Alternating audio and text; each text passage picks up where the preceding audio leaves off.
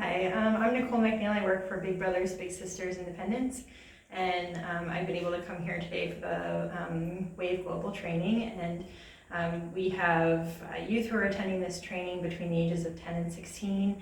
And what I've seen in this short time that we've only been together for a few hours now, kids kind of started feeling like maybe they weren't going to be able to do it.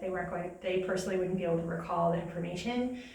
But I saw them being encouraged to, face their fears and kind of stop that self-doubt and go up and start just trying. And when they tried, they were able to go further than they thought that they'd be able to go. And so the example that I thought was the most powerful was through one of the memorization techniques, one of the students was able to memorize specific words, and then they were tied to different, to the first 15 elements of the periodic table. And through learning the words through a technique, they were able to then recall what those words would be related to in terms of the periodic table. And so the students one of which was only in 5th grade, was able to, without ever even hearing the words of the periodic table, recite them in order from 1 to 15.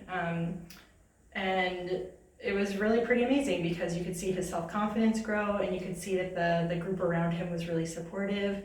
Mohan was also very supportive as well, encouraging him not to give up and helping him along as he was recalling the information, but really allowing him to, he was the one that was bringing it out and saying it himself.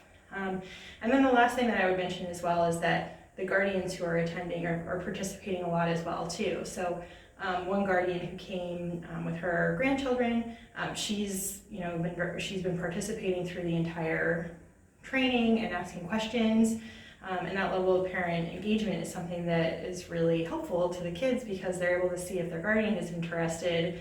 That's something that they can be interested in as well and try as well.